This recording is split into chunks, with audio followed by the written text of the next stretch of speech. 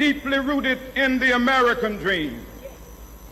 I have a dream that one day this nation will rise up and live out the true meaning of its creed. We hold these truths to be self-evident, that all men are created equal.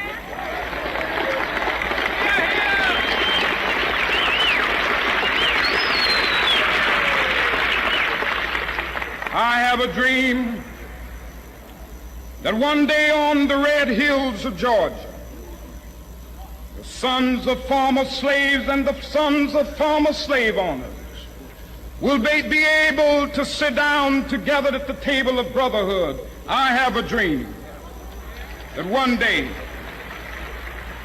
even the state of Mississippi, a state sweltering with the heat of injustice, sweltering with the heat of oppression, will be transformed into an oasis of freedom and justice. I have a dream that my 4 little children will one day live in a nation where they will not be judged by the color of their skin, but by the content of their character. I have a dream today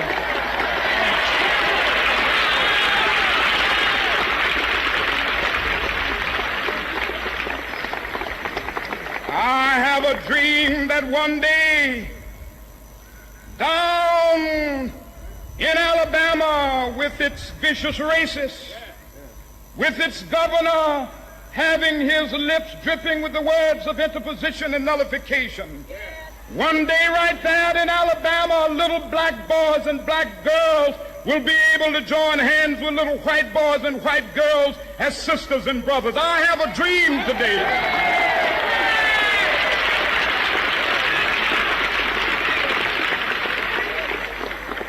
I have a dream that one day every valley shall be exalted, and every hill and mountain shall be made low. The rough places will be made plain, and the crooked places will be made straight. And the glory of the Lord shall be revealed, and all flesh shall see it together. This is our hope.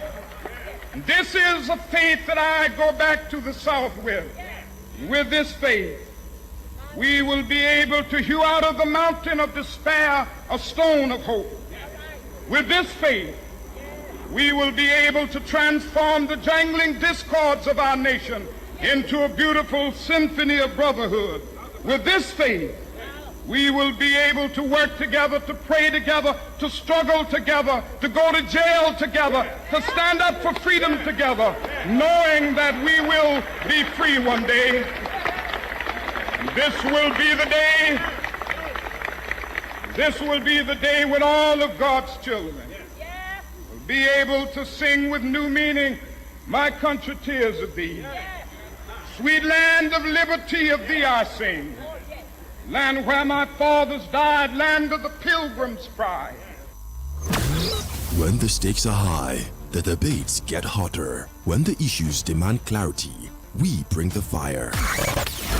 Welcome to Crossfire. Crossfire, where politics meets perspective, where issues are dissected, and where no topic is off limits.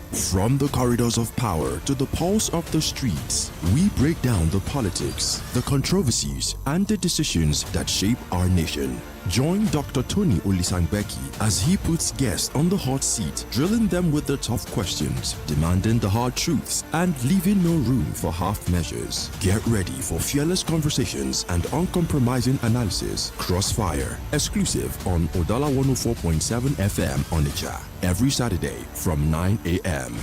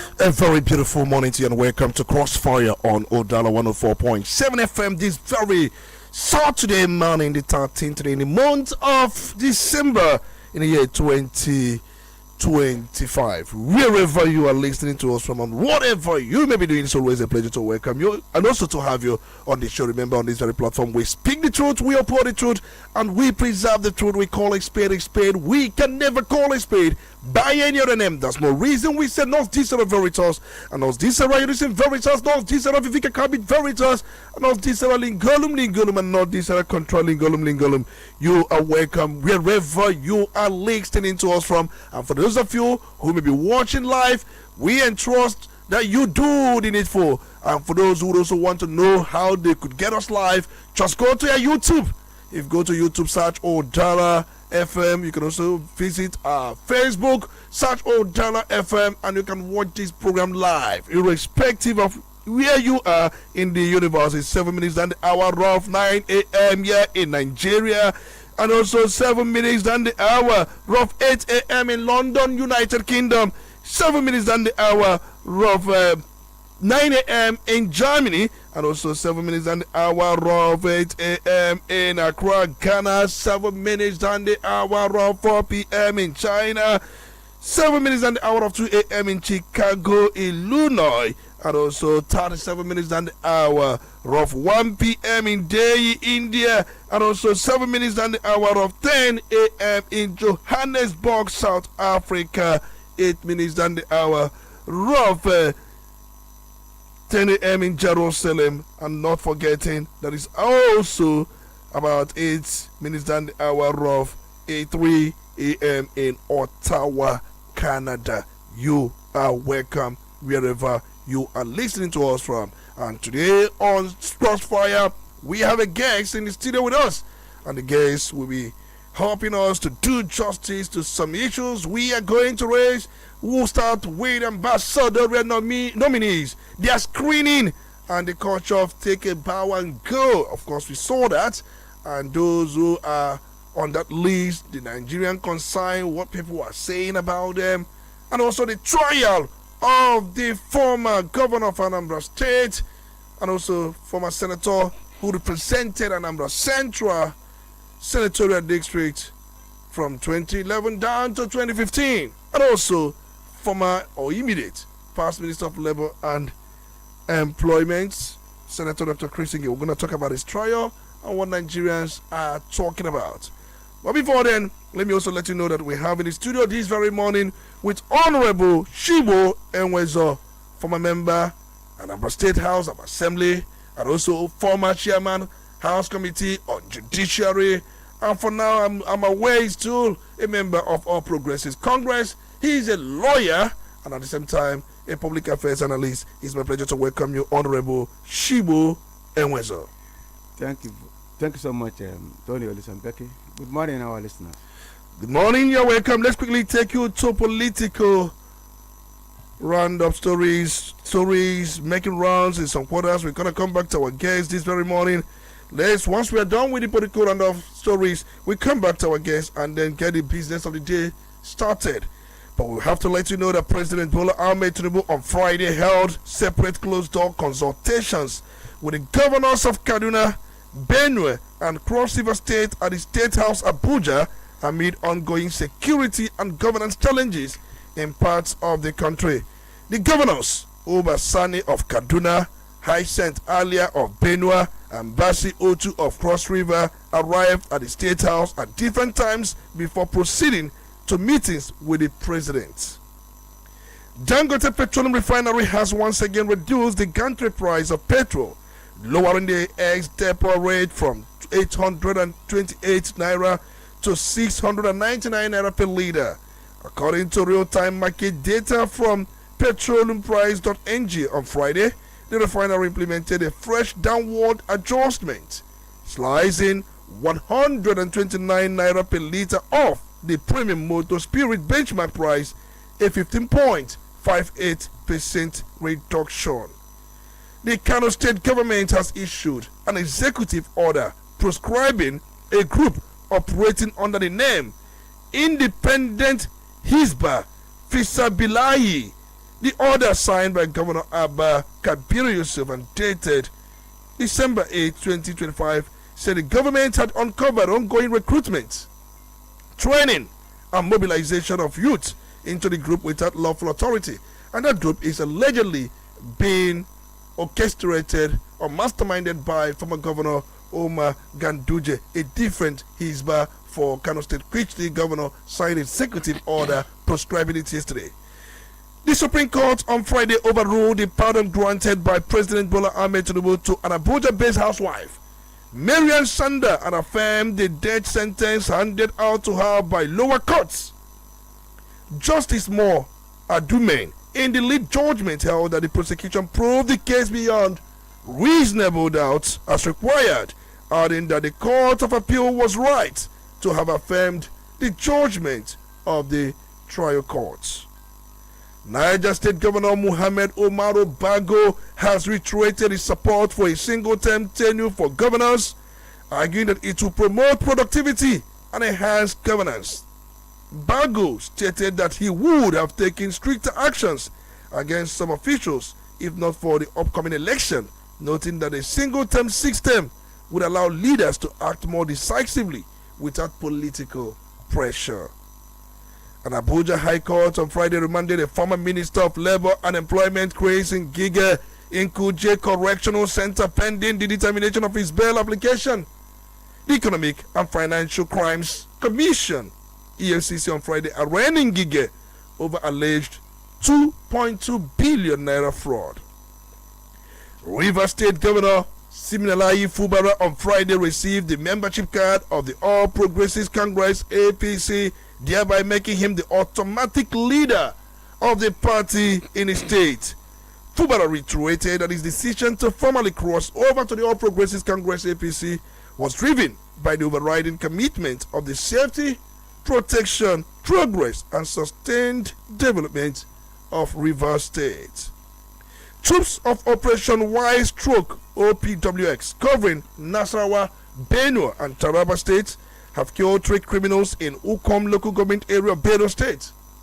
The criminals reportedly belong to a notorious syndicate responsible for widespread insecurity, including repeated kidnappings across Ukom local government. And the chairman of the 2026 Osun State Governorship Primary of the All Progressives Congress, Governor Monday Okpebholo, has said a party's candidate will emerge through affirmation. Okpebholo disclosed on Friday during a meeting with the APC stakeholders in Osogbo, the state capital, ahead of the primary election, urging members to cooperate to ensure the exercise is conducted peacefully and without rancor. And finally, the Federal Competition and Consumer Protection Commission, FCCPC, says it has commenced an expanded investigation into pricing templates behind the high ticket rates charged by some airlines on some domestic routes. A statement issued by Mr. Ondaje Ijawu, the Director of Corporate Affairs of the Commission in Abuja on Friday, said the investigation was to establish possible violations of the provisions of the law. And those are your political roundup stories. We are back in the studio to look at the issues we have this very morning. Do not forget, I'm still your honorable speaker, Tony Olisa Mbeki, live here on Crossfire Udala 104.7 FM. Let's quickly begin the business of the day.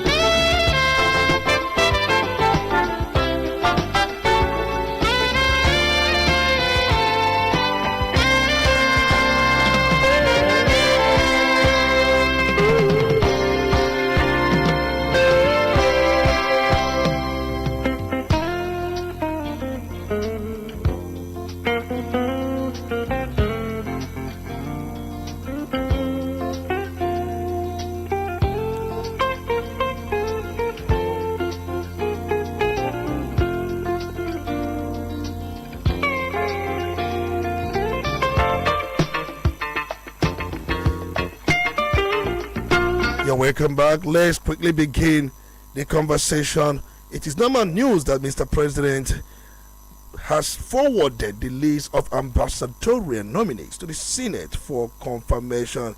fact, if you look at that very list, many Nigerians have been talking. We have career ambassadors and non-career ones, and I'm aware that the screening occurred sometime around December 11th, with figures like Femi Fani-Kayode, Reno Mokere, and Mahmoud Yakubu appearing before the Senate Committee on Foreign Affairs.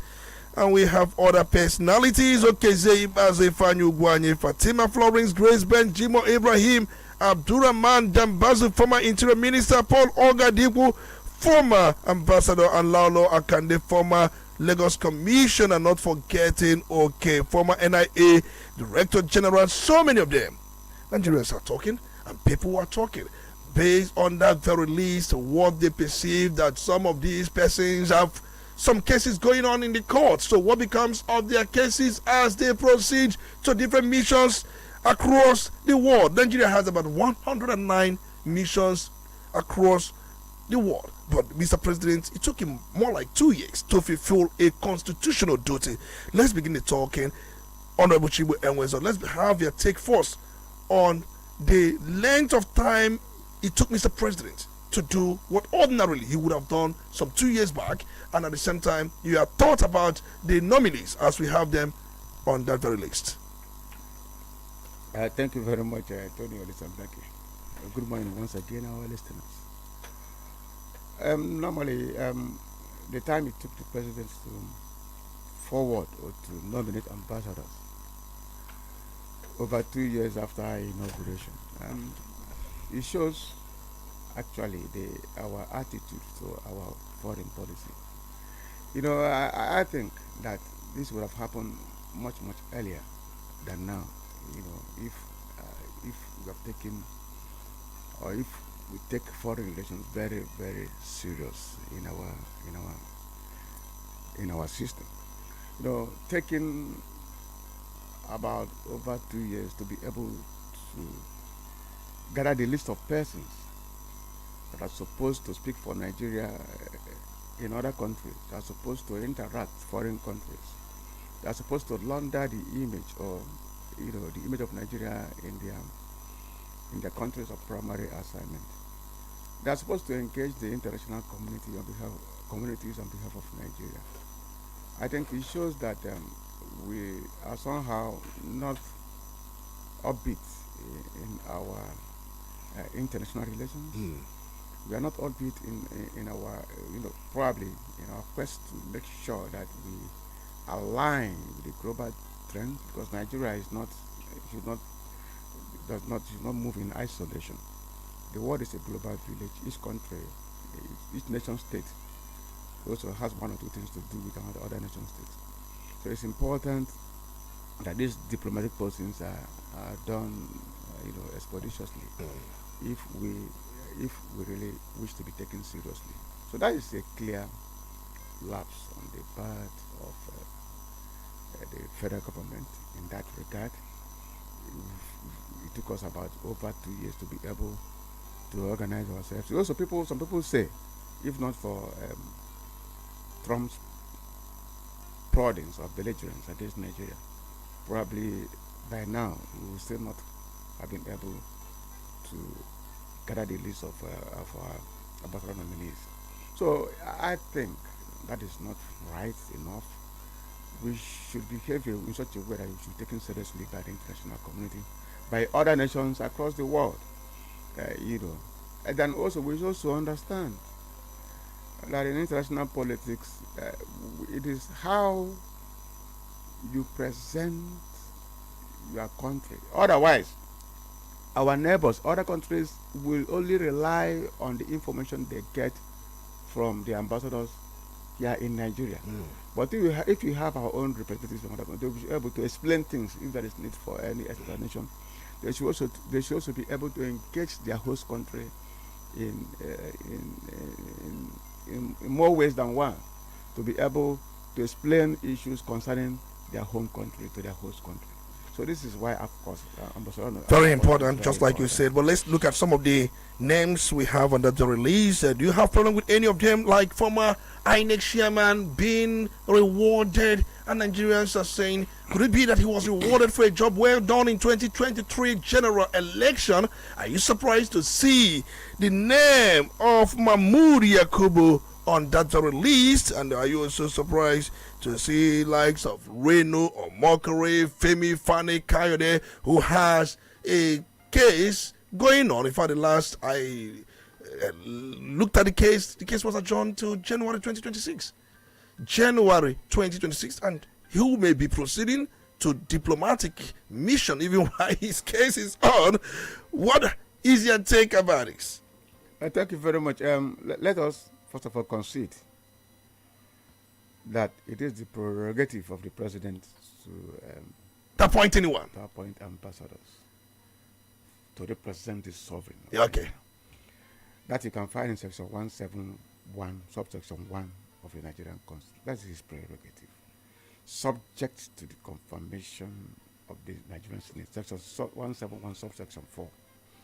So with that, I concede to the president the constitutional power to appoint. But in doing so, it does not mean also, I also concede to Nigerians their rights to scrutinize, to speak on any public issue. They have a right to weigh in, to say, look, this thing or this appointment, I mean, it does not go well with us. They are entitled to a proper opinion on those issues. Then, for me, I am actually surprised that the INEC chairman made the list. Former INEC chairman. You are surprised? Yes, he shouldn't have made the list. He shouldn't have made the list? For me. For you? Speaking for myself. Okay. You know, because this is a man that just left office about a few months ago. This is a man that conducted, was at the helm of affairs of INEC in the very, very controversial 2020, is it 2023? 2023 general elections.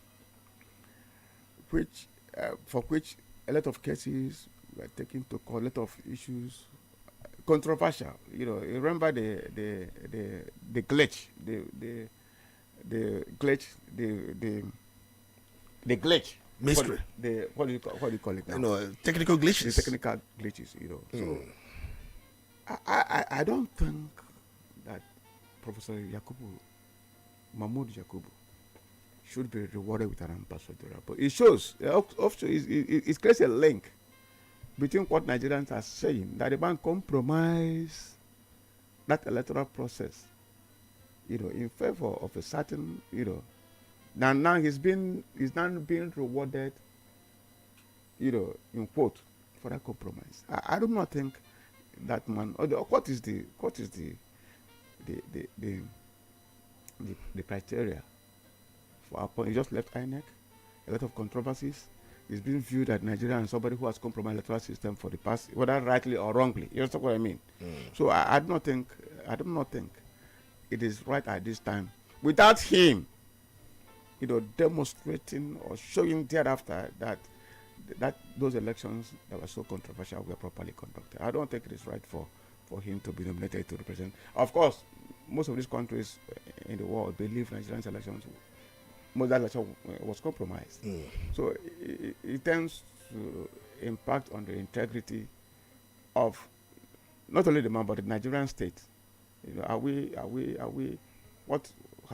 how much important do we attach to integrity? Do we attach to propriety, to uprightness, to the system, to the institutions, to do their work? Or how is it right for us to recommend or to recommend or to recognize people who the general opinion is such that they have compromised such an important feature in the electoral system by compromising the election of 2023, allegedly. So it's very controversial. That is admitted by the number of cases, and we saw the number of cases that were in court, the resources that we dissipated trying to deal with those cases, and the general reactions to Nigerians about those elections. So I feel surprised You feel surprised? having him on the list. As with regards to Reno, Omokri, and I'm not surprised. What did he do? What offense has he committed? That he spoke against the president during the election. He spoke against Igbos. In fact, people say that he's a tribal big cat. The issue is not about Igbos. He tried to divide the country. He tried to pit one ethnic group against the other. That he does not promote unity. He does not promote togetherness. Let's not. So can you have such a character on the list? Reno Mokari. Let's not. We have not tried him. Let's not tribalize these issues. I want to dwell. If he spoke against Igbos, what did he say? What had he said? That Igbos are the problem of this country, that they are everywhere when it comes to drugs, that most of these crimes committed outside the country, that they take the lead. In fact, they are the ones putting the image of the country the way it is. He was clearly lying. But these are things that are on record. That Igbos commit so much crime, make Nigerian image, they batter the image of Nigeria. Clearly lying, to project that kind of narrative against the Igbos, against any ethnic group in Nigeria. Yeah. That shows the level that he has sunk to. But like I said earlier, it is the president's prerogative to appoint. Maybe if you had to be the appointment, maybe he would have appointed somebody, a different person. But that's the prerogative of the president. Don't think Mr. President would have appointed people that have unquestionable character? Nigerians are questioning the characters of these persons. Is there any person now of questionable character? Because that questionable character is an issue that that you have to put. There's nobody. But I think that if actually, I'm not surprised because I know that it is the president to appoint, and it depends on the policy thrust of the president, of the appointer. It doesn't necessarily need to appoint somebody that I am comfortable with, as long as, according to Nigerian law, the person. Like the person who has a case in court, that person shouldn't have been appointed. Because as soon as he's appointed, that case will not go on because they have diplomatic immunity. So that is actually short-circuiting Nigeria's judicial system. You understand what I mean? That shows that the authorities at the federal level does not want the man to be further. The prosecution can continue. It's like entering a null circuit. Somebody who has a case in court, a criminal case in court. Can you imagine somebody EFCC declared wanted? Like the NIA boss that was declared wanted over, missing $2 billion. Okay. Like who? Okay. He's there. It is the same agencies that cleared him. So it can issue the contradiction in the system. Because it cannot be, that appointment will not take place except you have clearance of this. Those the same agencies. So what happens to this accusation? What happened to it? Have they been tried in court? But those agencies cleared him. They cleared him. They gave him the necessary clearing for him to be able to appear before the Senate. So what is the contradiction of it? It shows the contradiction in our system. It shows the lack of transparency in the system that we operate. If somebody has this accusation, he has not been able to respond to those accusations before any court of law, and he still go ahead to appoint him, nominate him as an ambassador, and got cleared from these security agencies, then what are we talking about? They got cleared. It's not as if he didn't subject himself to security scrutiny. Still, he was cleared by those agencies, then none before the Senate. So you see, these are the internal contradictions that we should look at. If somebody is being tried for corruption or for corruption in Nigeria, while the trial is on, he is nominated as an ambassador. And as a matter of fact, his nomination, he went through the security clearance and was cleared. In spite of the fact that it's a pending criminal allegation against him to which he has not actually been decided and acquitted.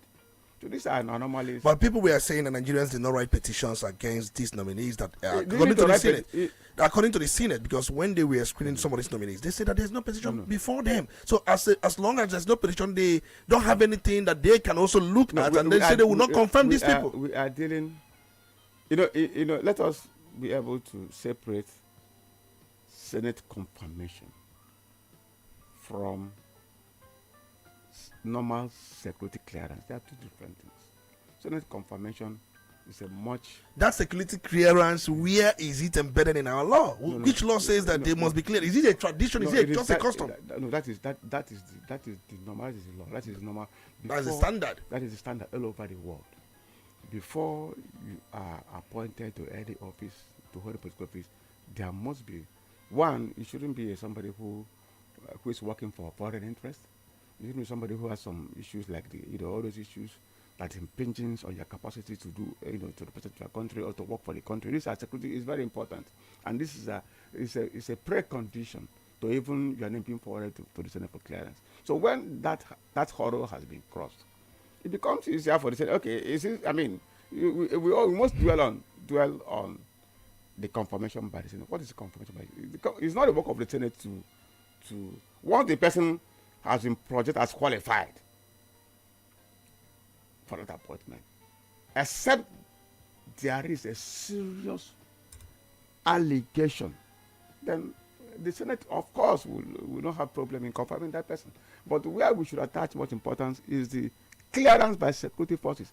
How do you clear somebody who has a case in court, who is still going through trial for a criminal allegation, of misappropriation or what?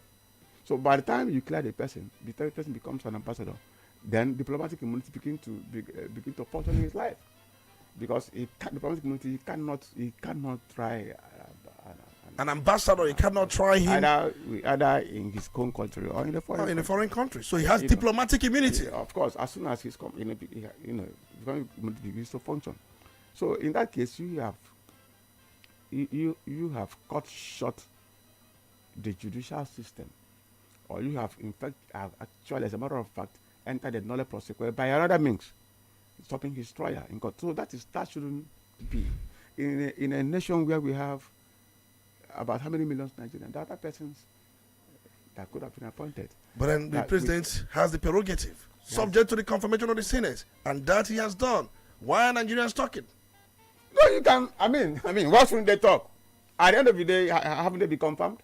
They have been confirmed. And very soon they're going to be posted. So yes, that is democracy. That the Nigerians should be able to express their misgivings if they have any. That is the essence of democracy. The right to freedom of expression, freedom to offer opinion. That is they have been able to proffer their opinion. But what is important? The opinion. They have been able to offer the opinion. What is also important that the appointment has been made and confirmed by the Senate. The next stage is for the presidency to forward this appointment to their names to the host countries, who in turn will accept their posting before they will not be given for the letter of credence to go and present to their country. All right, because I'm concerned that in 2017 there was a raid at a particular flat in Ikoyi where EFCC recovered a large amount of foreign and local currencies, in fact about $43.4 million, 27,800 pounds sterling, and we also have 23 million.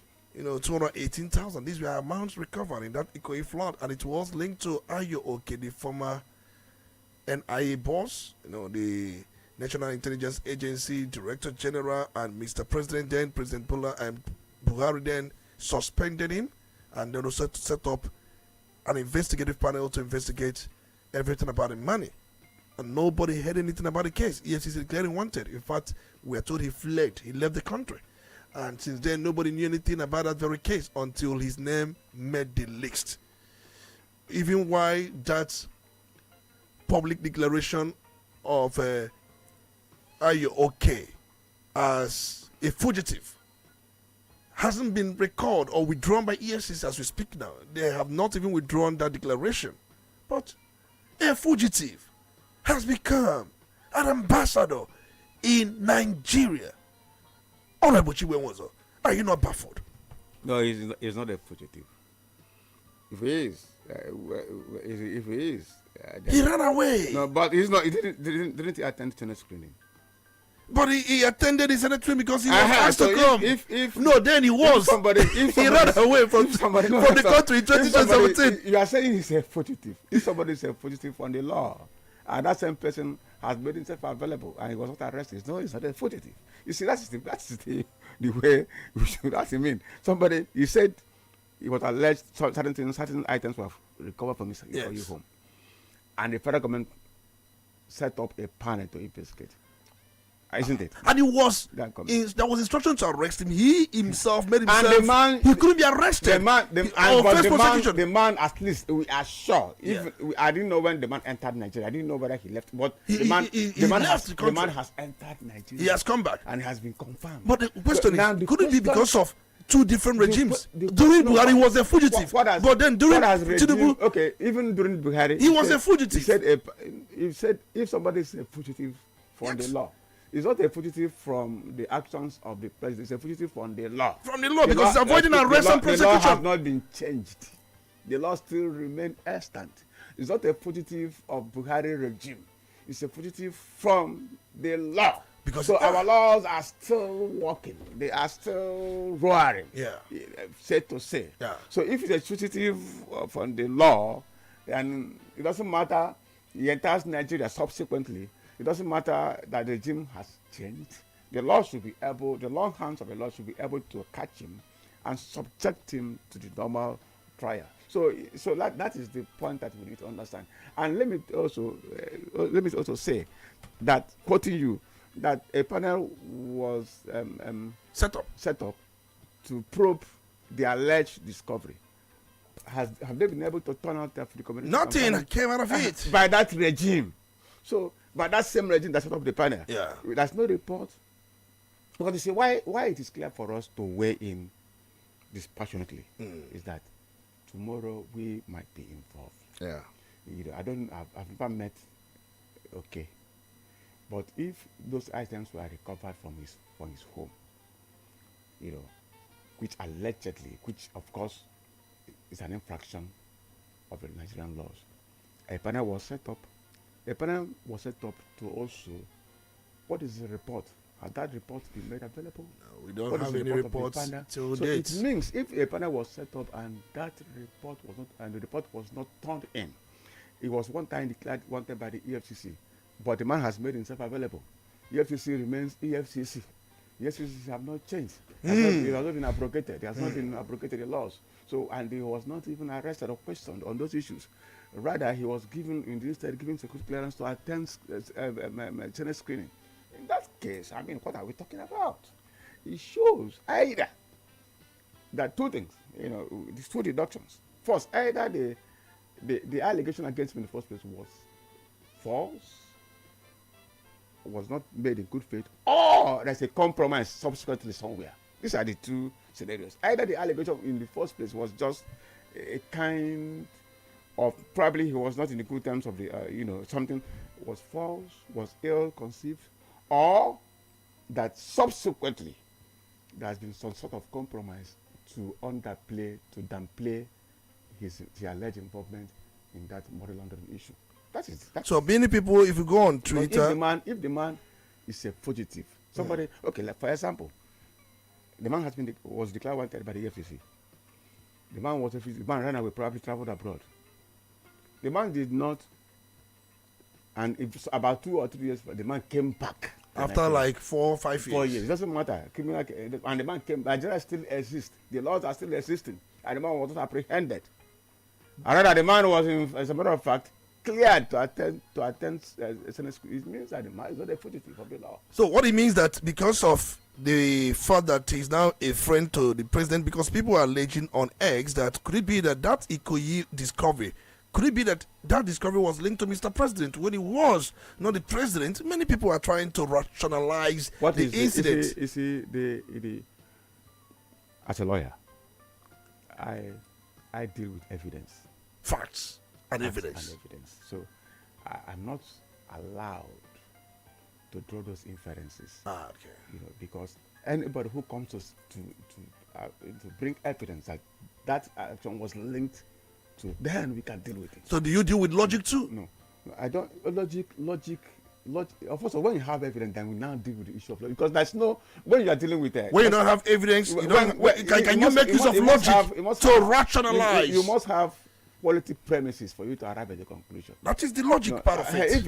Yes, if you don't have the premises and you arrive at a conclusion, then that conclusion will be logical, be non-sequitur, illogical.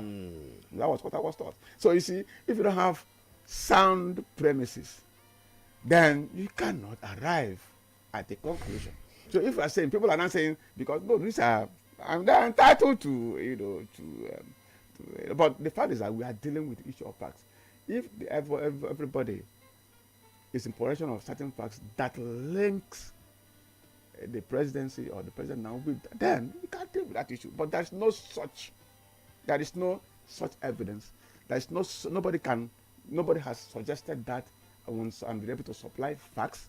And don't forget, that incident occurred during the presidency of Muhammadu Buhari. Exactly. 2017. And you said that there was a panel was set up to do yes. that. So if the panel was set up, are you not blaming who? If the panel was set up and the panel did not do the work, and those people that set the panel up did not do anything, did not say anything, did not do anything further on the issue, or felt that the issue should no longer be an issue for the public consumption, according to them. So what is that? There's a fallacy in philosophy: post hoc ego propter hoc. When there is this assumption, or when you assume causation simply because of events that followed it, or when one thinks that there are correlations, when when you deal with issue of correlation, that these things are correlated, you try to employ or try to deploy logic to make sense out of it. Are these things not things you can work with to arrive? Because as a lawyer, if you go to court, you deploy all manner of logics and fallacies to make a point before a judge. Don't you do that? You have to deploy, like Oputa said, just Oputa of blessed memory. He said in one of the cases that facts are obsolete things. They either exist or do not exist. Facts are obsolete things. You see, it's not, a lawyer does not, you see, it will be a waste of time. When you, no matter the level of logic you deploy, if there's no foundation, factual foundation to sustain that logic is illogical. Yeah. There must be factual foundation upon which any logic can be built upon. If there are no factual, that's why in court they said this is an academic exercise. It's not a life issue. If you don't have the foundation, if you don't have the evidence, or you have not put evidence forward upon which now you can deploy logic to arrive at this conclusion, then the whole thing is just a mess. All right, do you have a problem with OK making the list?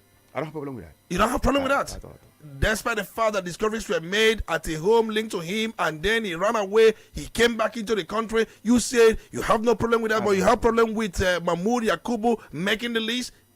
No, I don't have a problem with OK making the list. Apart from these allegations. No, okay. You said okay. Things were found, discovered in his home. A home linked to him. And thereafter, he said a panel was set up. Nothing came out, because don't you think there could be a compromise somewhere? It's okay. So what it means that he has not been found culpable of anything? It's okay. Responsible for that compromise. If there's a compromise, you should blame their government. It's what is okay done. Because you see, there's no point. So if Evans makes a list, Evans the kidnapper, if he makes the list, would you have a problem with that? Well, how can we make No, I'm asking you, if for whatever reason he's granted a pardon, hold on, that President Bola Ahmed Tinubu grants him a pardon, and then he makes the list, would you have a problem with that? If he's granted a pardon, yes, and he makes it, why not? You have no problem with that? No, if he granted, why not? So you will be happy with that? Obasanjo was convicted for, and he wanted the pardon, he became the national president. By who? By military tribunal? Is that a court? Is that not the law? No, that's not a court. No, that's a court. No, that's military court. That is a court. No. We have a civil court that could have tried him. When that was the law that which we were operating. No. There were civilian courts that could have tried him. No. Military decided to play a role. Court was the issue of, that was the court under which, that was the law under which we were operating. If you try a coup, you'll be tried by military tribunal, and if you are found guilty, you'll be sentenced. And it's only a pardon that will save you. In the same way that it's been. So if Obasanjo was granted pardon, and many others were granted pardon, after being convicted, and they went ahead to hold public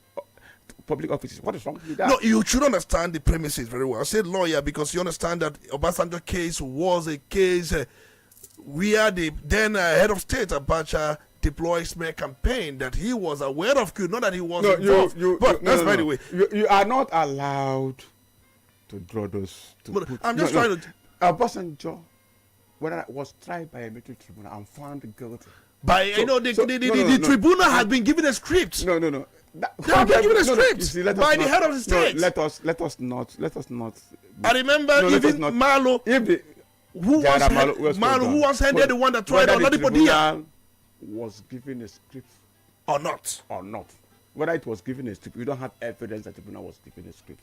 These are and you cannot challenge the tribunal because our law says you can challenge your conviction. The tribunal has turned out a verdict under the laws. Let me ask you, whether rightly or whether rightly or wrong, you see, we Mm. must learn to see how the law operates.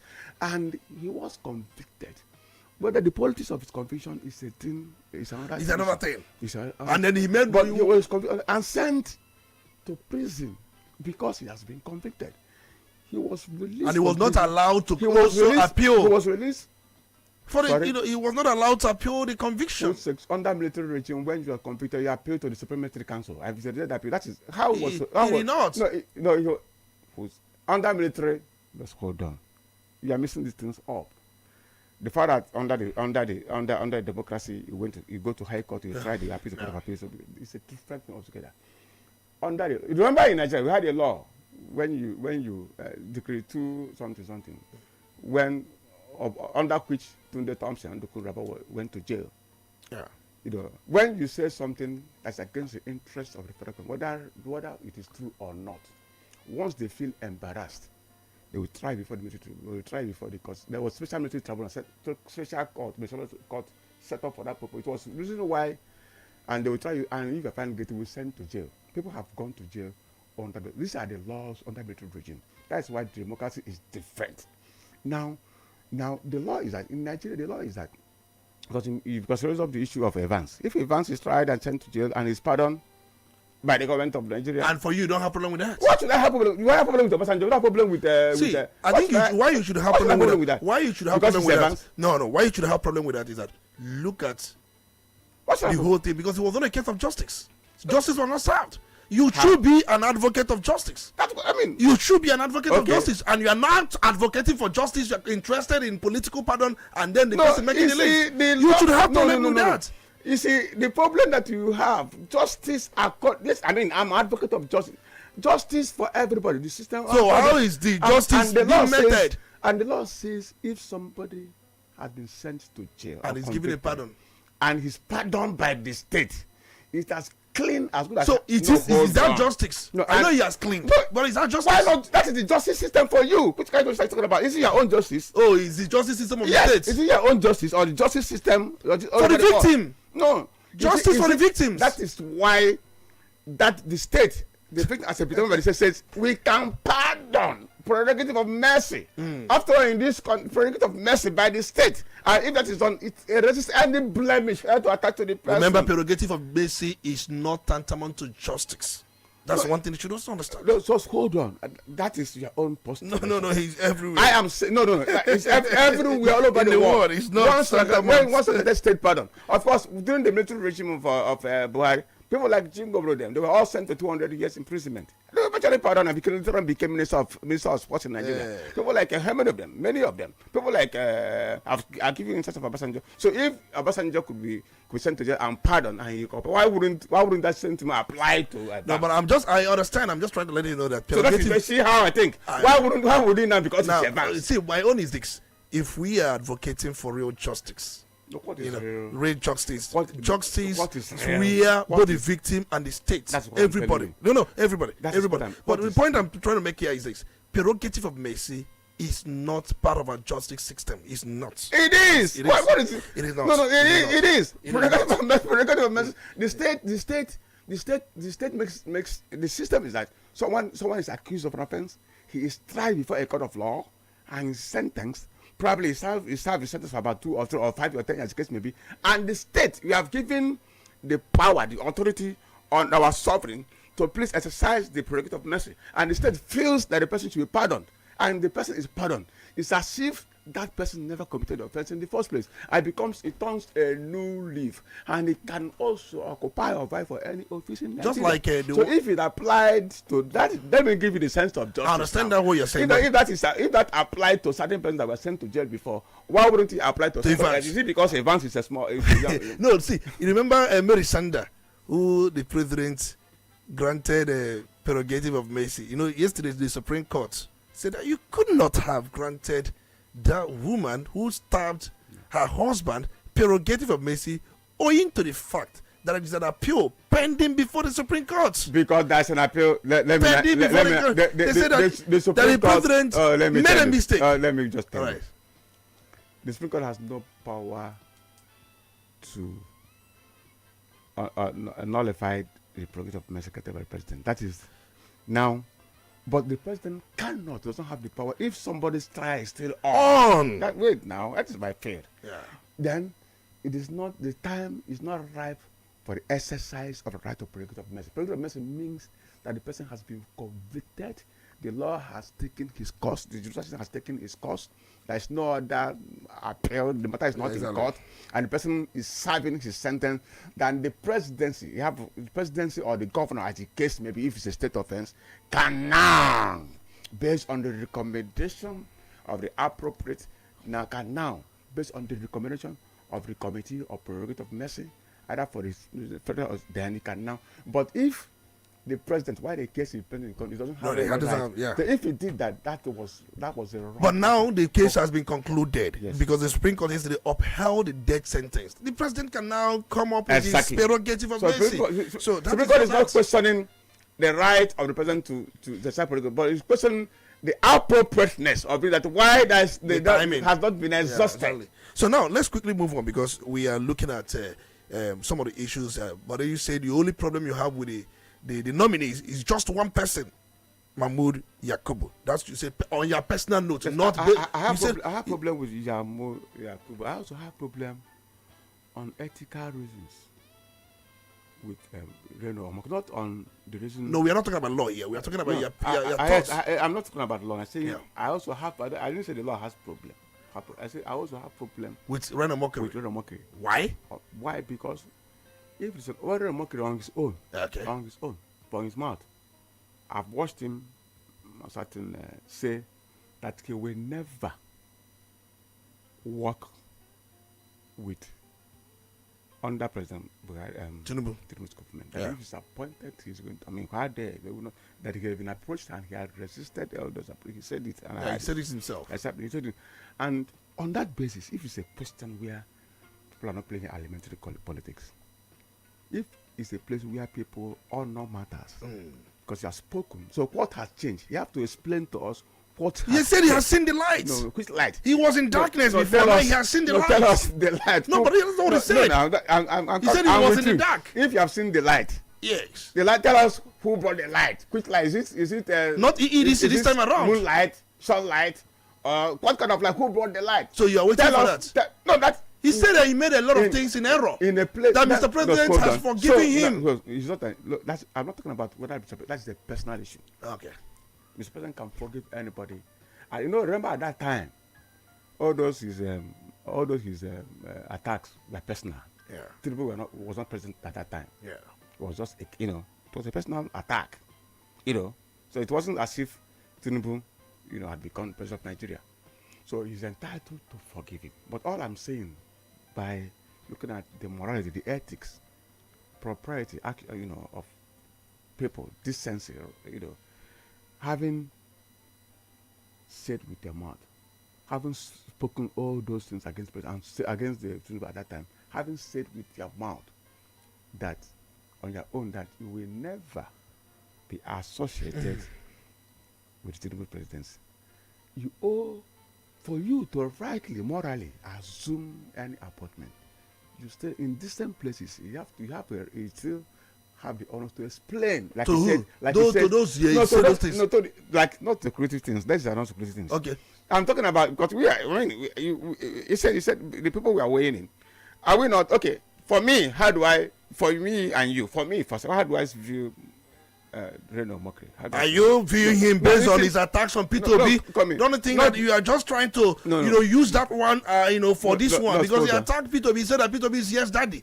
That he was using politics of religion. Then that is why he attacked him so much. Is it because of P2B? Attacking P2B? No, I'm not talking about P2B. Yeah. I've said, look, if for that nature, in that kind of situation, if you are to be basically, this hasn't Reno is sent to France or anywhere. Yeah. If I'm in France, I won't take Reno seriously. You wouldn't take him seriously? If I am the president of France, or I won't take. I said this people. Look at the kind of person you send to us. The person who doesn't have character, who does not have personal integrity. The person who will say this and tomorrow too. That is the way I will view him if I am from the host country. And from the standing country, as a Nigerian, as a fellow citizen, I will not take. If I have anything to do with Reno tomorrow, I will be so cautious. This is a man for me. This is me. This is the man that, to me, it does not align with decency. For course, if he says that all he said about Tinubu was lie, it's a lie. You understand what I mean? Then why would he say? If he says that was the truth he said, that was the truth at that time he spoke, why will he turn around and he has said he will never ever work under? Why would he turn around? He has asked to take appointment under a man you have so much disparity. But then he has explained some of the things you are now trying to say. He has to come and then tell Nigerians. I don't say he has to come and tell. But, in the manner in which he did those things in the manner in which he circulated the propaganda, you should also be able to, because that was how people were talking about it, because that was what he said, and people were also based on people who proffered an opinion that this kind of man, why would he not go? Why would he be appointed? Now, if he's a decent person, if you run a decent system, if it is a prerogative of the president to appoint him, so if he so wishes, insofar there's no law stopping stopping his appointment. But I'm talking about in the realm of ethics and morality. If he himself has so much disparaged the president of Nigeria before he became president, and he has also, when he became president, said that could never work under his regime, then what has changed? It's not something we just come and do behavior. In the eyes of that is why in defamation, if now, if I say Doro does not have character, Doro is he cannot sue me. If you sue me, I say yes, these are my reasons. If I now say Reno Mokri, I write, I tell people the Reno Mokri is a man without character who lies a lot. What about now? Then let me tell you how these things work. I understand you. I said no. What I'm saying is true, because this is. What about Daniel Buala that said all manner of things? They said a lot of things against Mr. President. He's a drug baron, and today he's a special advisor working for Tinubu. To respond to you, everything I said about Reno Mokri is applicable to Daniel Buala. Oh, that is the same thing. I don't have to waste split talking about everything I said about. Because Daniel Buala was with APC before. He now went to PDP to serve as one of the spokesmen of Atiku Abubakar. Yeah. When he lost, he now moved, and we all heard all that he said about. So Reno and what Daniel Buala. You are saying they are the same. Don't you think that they are playing their own kind of politics, Machiavellian style of politics, trying to be where you should be for a purpose, for a reason, not politics of integrity? That's what I'm saying. They are entitled to play those politics.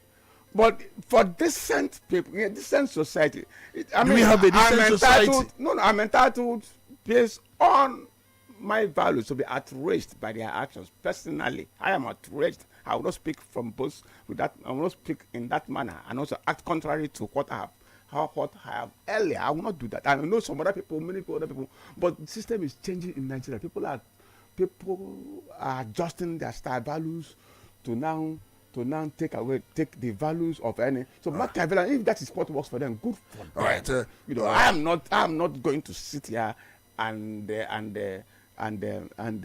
give credit to such behavior because it is Reno or because it is Daniel Buala. So you have a problem with Renos making the list on ethical ground, and then that of Mahmoud Yakubu, you have a problem with that based on the last election, and you have no problem with Ayodele Oke from Director General, National Intelligence Agency, over the discovery. Said you have no, because there's no evidence, there's no fact. He explained that, we understood that. Let's really take a moment. When we come back, Honorable Chibo, we are going to look at the ongoing trial of Dr. Chris Nwabeze Ngige. We will look at most of the charges preferred against him and what you think that is going on. That will be after this break. Remember, this is Crossfire on Udala 104.7 FM. We have to drill our guests to get the very best from him. If he goes this way, we have to go the other way. But that's the style of the show. Let's take a moment. When we come back, we are going to delve into Chris Ngige's story.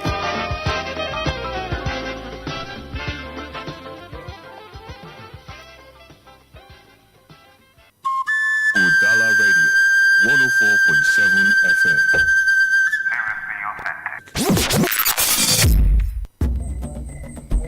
When the city sleeps, the river remembers. When the drums call, Onitsha awakens.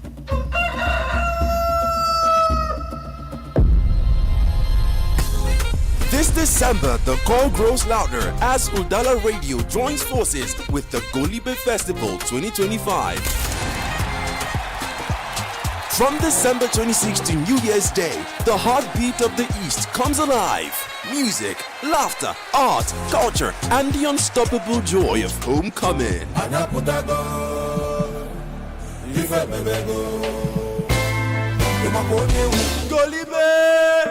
This year promises more energy, more color, more connection. A festival for every proud son and daughter of Igbo land.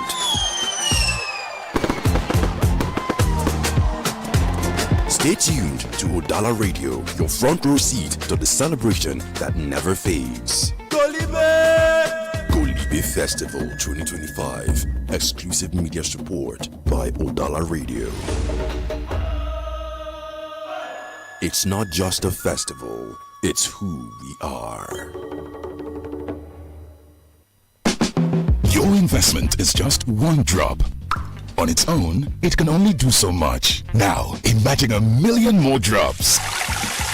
This is the power of First Asset Money Market Fund and First Asset Dollar Fund. They pool your money with others to create a powerful flow, giving you access to great earning opportunities. Call 0201-889-4444 now to start with 5,000 Naira, $100 or more. Let us build wealth together. The First Asset Money Market Fund and First Asset Dollar Fund are registered with the Securities and Exchange Commission Nigeria. Please read the prospectus and where in doubt, consult your investment advisor, stockbroker, fund or portfolio manager, accountant, banker, solicitor, or any other professional advisor for guidance before subscribing.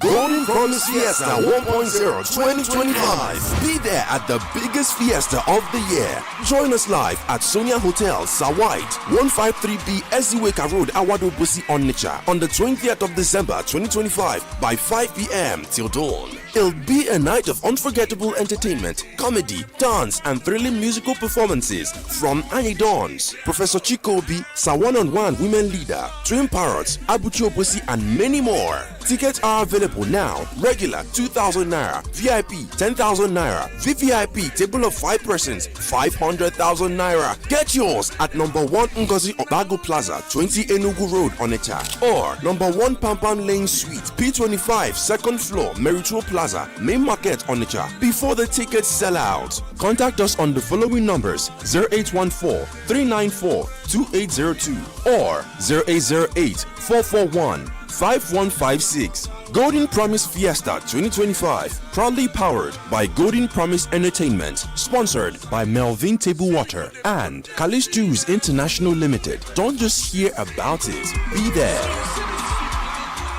I mean, Christmas is already here, and it's always that time of the year that I look forward to. I mean, everybody looks forward to.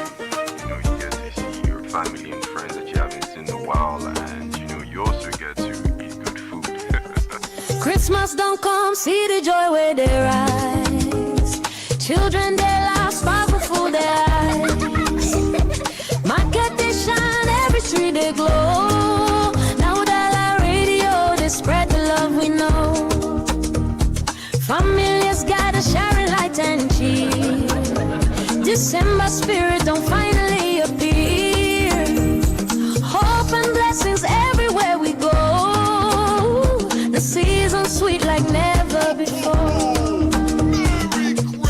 It's a Udala Christmas, joy everywhere. Turn up your radio, love fill the air. Udala Radio, let it show. Voice of the region, everywhere you go, you go. Udala, bringing Christmas magic to every home. Udala, your festive companion, you're not alone. Udala, it's a Udala Christmas, joy everywhere. Turn up your radio, love fill the air. Udala Radio, let it show. Voice of the region, everywhere you go, you go. Udala, bringing Christmas magic to every home. Udala, your festive companion, you're not alone. Udala. Karo Ekeresimesi a wetala anyị aṅụle na obi ụtọ. Merry Christmas and a Happy New Year from all of us at Udala Radio 104.7 FM, the voice of the region.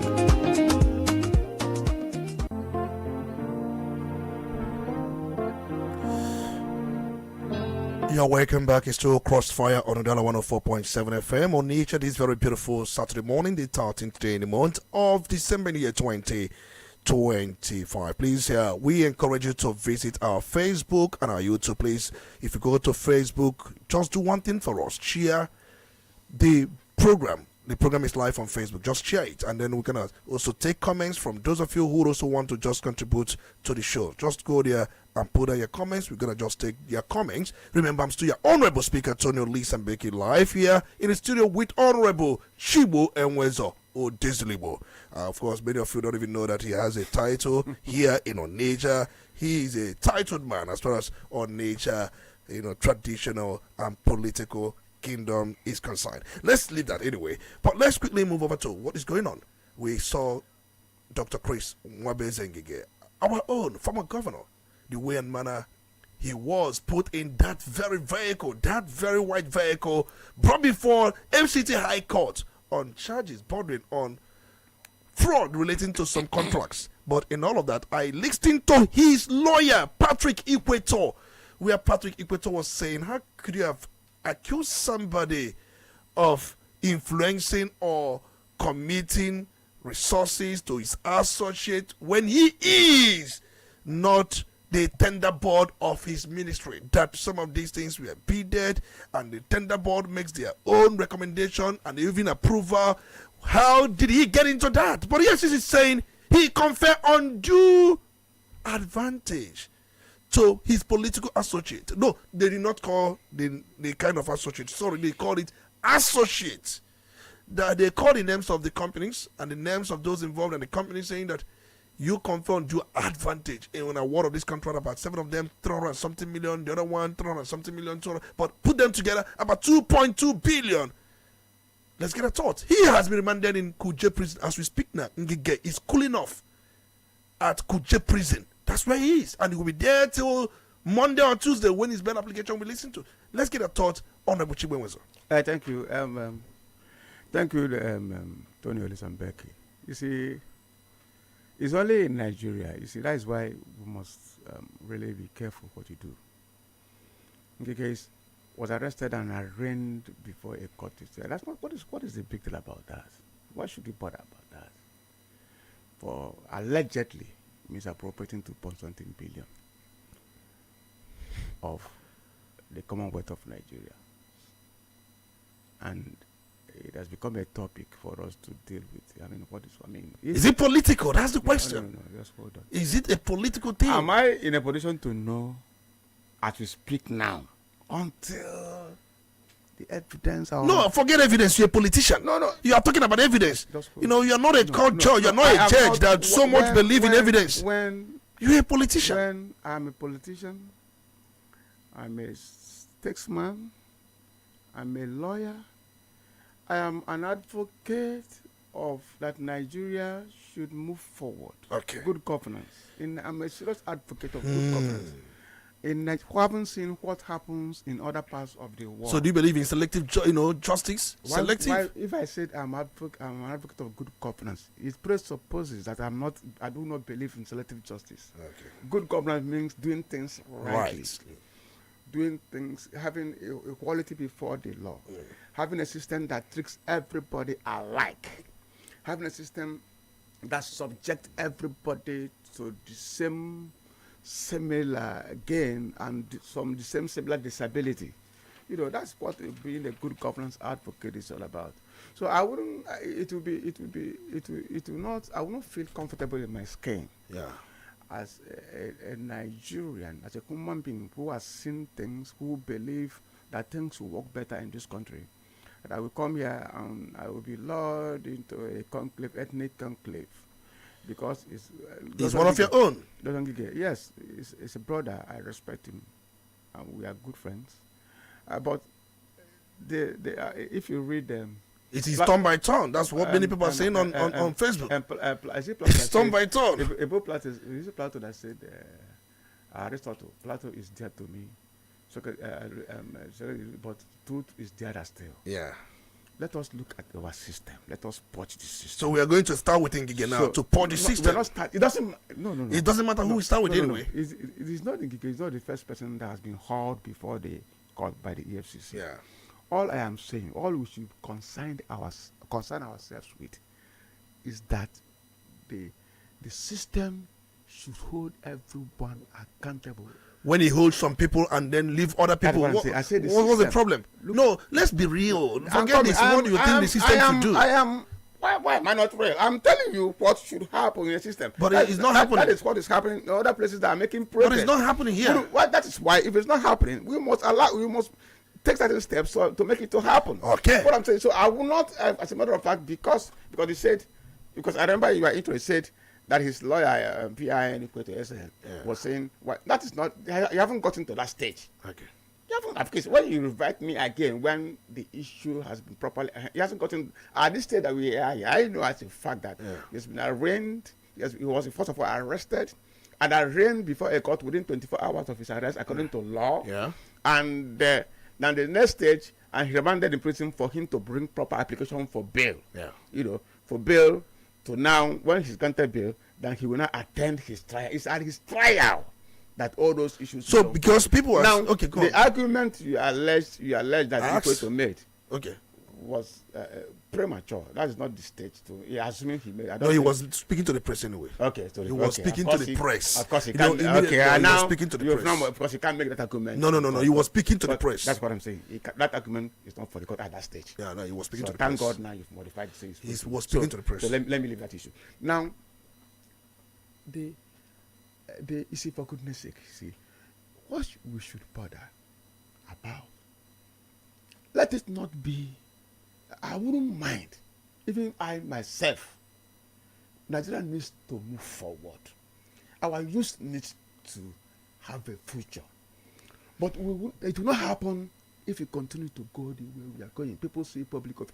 I am not saying we particularly reference to Ngige. I'm just talking generally. I'm not saying that Ngige. Are we fighting corruption in this country? Let's begin with that. We are not. So Ngige is part of corruption fighting. Just hold on. But that's what it is. Hold on. When I say we are not,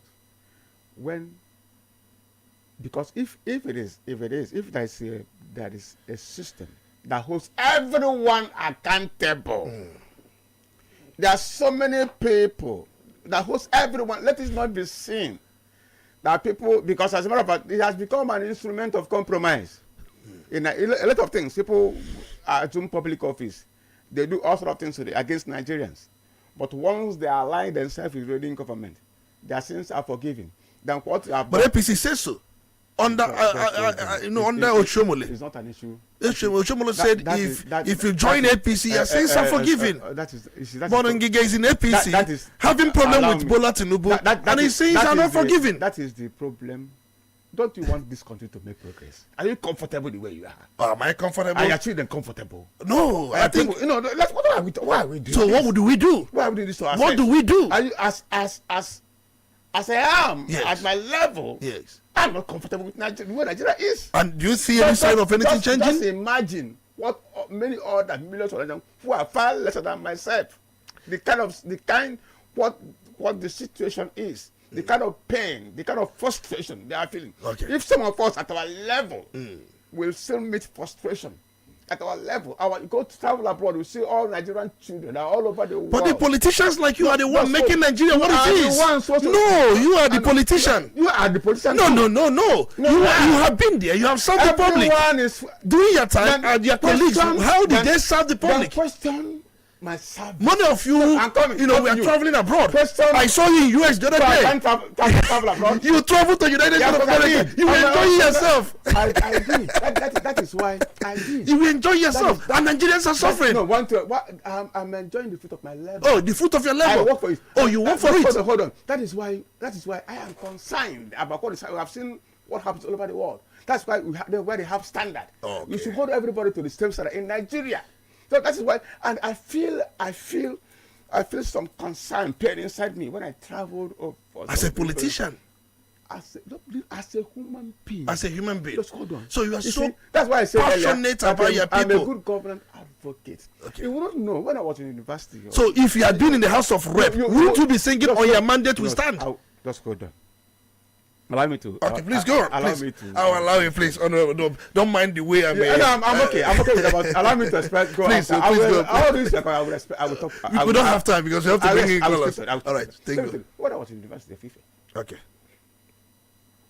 I was a member of the Committee for the Defense of Human Rights. Yeah. We all those during the Abacha regime.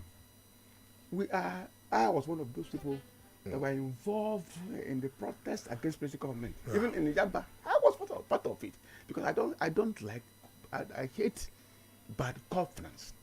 People should do. And now when democracy came, I was happy that because now that I have democracy, our system is going to change. Things work according to law. There's going to be improvement in everybody. The children, our children. You can see. There are many people, Nigerian youth, that they graduated from the university 10, 20 years ago. They are still looking for a job.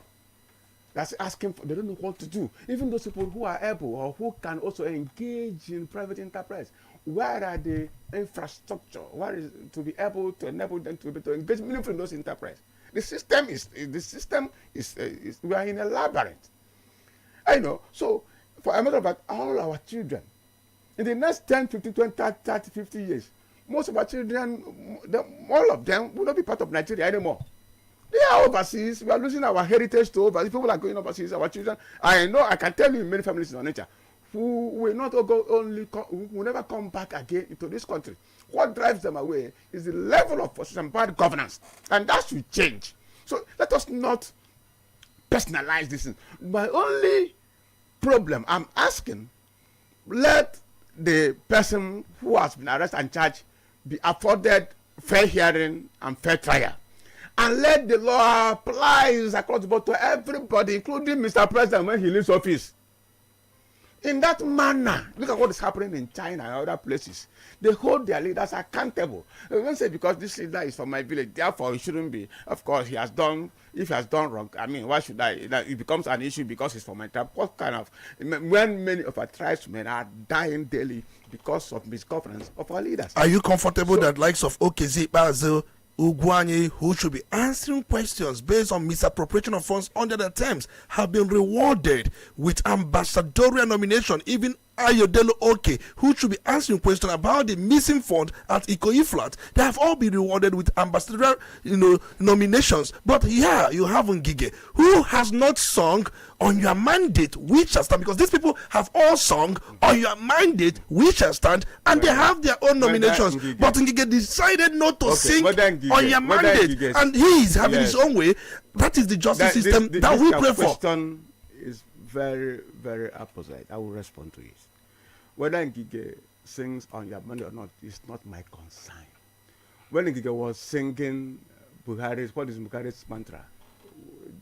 Say Baba. Say Baba. When he was, because Ngige was a proponent of Say Baba. When he was singing Hey Baba was benefiting therefrom. Did we? So that is. So before that he was on the Say Baba, and then he decided not to sing on your mandate. Life for you. It is not. Nothing is permanent. The same Ngige, our brother and friend, was singing Hey Baba, and he was he was benefiting therefrom. That system favored him, and we are happy for that. So now the system, the tide has changed. He has been locked on the others, but that is not the issue. Then you raise an point that I think I need to address. Why would the same law not apply to Okese, Pazo, Ugwani, and so many of them, not only Maitawale, Bagudu. So you were mentioning our people, and also a lot of our brothers all over the Nigeria. Why wouldn't the same satellite be beamed on them? That is the point I'm making. It's only when these things are not done in such a way that Nigerians will feel that everybody is subject to the same issue of accountability, then people will now begin to input motives. Why would Wike, some Wike, most of Wike had boasted before the public that he owns a Rolls Royce. From which money was he able to procure Rolls Royce? And so many other, So why wouldn't he be subjected to this simple procedure of accountability? If he's found, why wouldn't the members of River State House Assembly has been alleged with their governor for years? Well, the money with which they are being sustained, why did it come from? At the time they were having issues with the governor. And were they not being paid? Who was sponsoring them? Where did they get the money from? So my problem is not about personality. My problem is about the institution, our capacity to do the right thing. Not that we want to use this YPSCC to now go after people who we think have done wrong, but they are against. If they have done wrong and they are in our support, they can now roam freely. But if they have done wrong and then they are not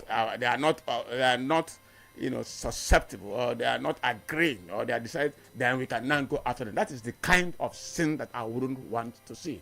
That's the kind of thing that destroys the kind of dagger that has pierced the heart of our system. So that is what we're talking about. If the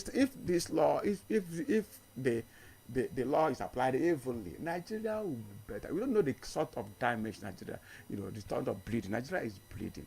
And our children, our young ones, at times I stay back and focus into the future and say, what will become of these people when we are no longer in this place? Okay. So that is the kind of thing. So what I care of, what I care of is the working of the system for the benefit of all, not trying to talk about Ngige or these people. If Ngige, of course, his trial will commence. Let him be tried. If in fact at the end of the day he's found guilty, let the law take its course. But all I'm saying is that I'm not because all the interest of Nigerians, my interest, that of the other Nigerians all over the world, should supersede, should overwhelm, should preponderate over the interest of one, two, or three people of who are in governance. Right. So the point I am making is that all I look forward to see, two things. One, that is afforded a fair trial, a fair hearing. It doesn't matter whether he sings or money to sing or not. Then others who needs to be accountable should also be made to be accountable. All right. So including the president himself. Of course, I've said it before. All right. Thank you so much, Honorable Chigbenwezo. Remember that very statement credited to Adams Oshomole. If you join APC, your sins are forgiven. Is that still active? Is that still inactive? We'll get to find out from you. Remember, we are going to go for a break. When we come back, we're going to open the phone lines for you to start making your statement. Remember, we want the honest statement from you, dispassionate one, based on the issues we have raised. We have listened to Honorable Chigbenwezo, who has given us his own thoughts, his own belief. But remember, I have to do my job to bring the controversy associated with what we are talking about. We'll be right back after the break.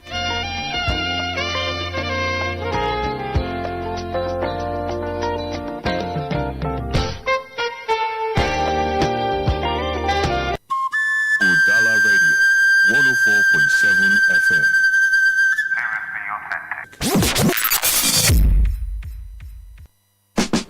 Your investment is just one drop. On its own, it can only do so much. Now, imagine 1 million more drops.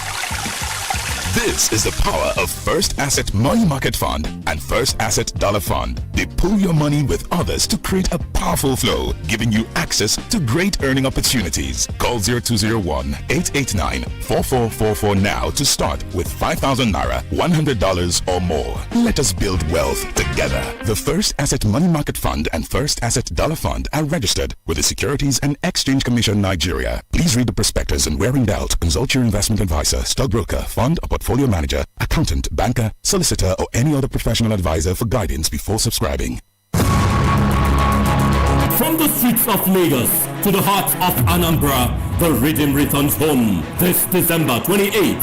Oka will breathe in rhythm and shine in gold. Lagos Jump Off 3.0, the homecoming edition, featuring Annie Dons Onyechaka, Iblis Jarek, Mr. Raw, Slow Dog, Charles Okocha, PB Ninja, Ivata, Diamond Okechi, Eaglet Davidson, Casey Kubana, MC Monica, Aboifi I Go Talk, Slim Sherry, Waga, Ejai Kwamba, Go to Onitsha, Hype Man Extraordinary, Harry B, Hype AO Machine, DJ Fresh Omen, DJ Alonso, DJ Spin Daddy, DJ Factor, DJ Fabuloso, VVIP table, 3 million naira, VIP table, 2 million naira, regular table, 1 million naira, cocktail table, 300,000 naira, standalone or working guest, 150,000 naira. For reservation and inquiries, do call 0913-484-4336 or +1970 258-0990. Lagos Jump Off 3.0, the homecoming, December 28th, Anambra State.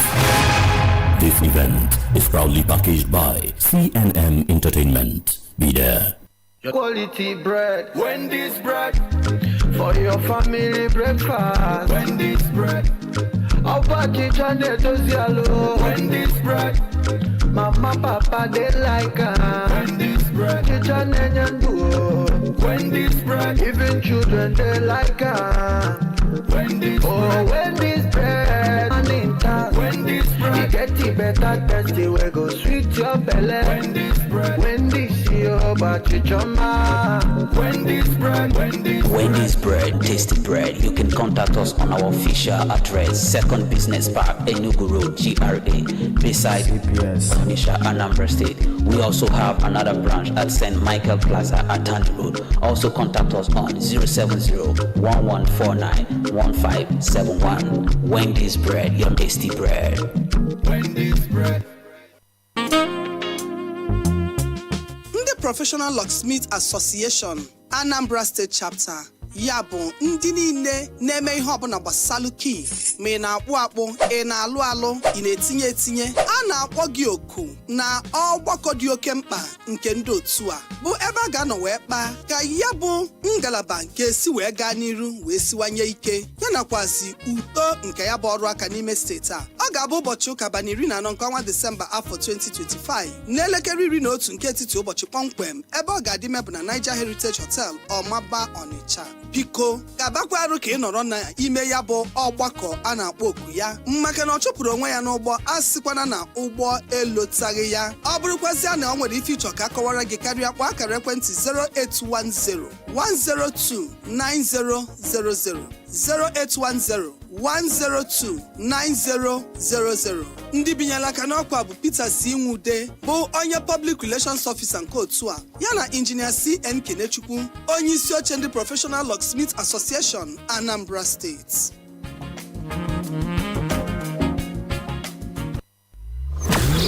When the stakes are high, the debates get hotter. When the issues demand clarity, we bring the fire. Welcome to Crossfire. Crossfire, where politics meets perspective, where issues are dissected, and where no topic is off limits. From the corridors of power to the pulse of the streets, we break down the politics, the controversies, and the decisions that shape our nation. Join Dr. Tony Olisa Mbeki as he puts guests on the hot seat, drilling them with the tough questions, demanding the hard truths, and leaving no room for half measures. Get ready for fearless conversations and uncompromising analysis. Crossfire, exclusive on Udala 104.7 FM Onitsha, every Saturday from 9 a.m.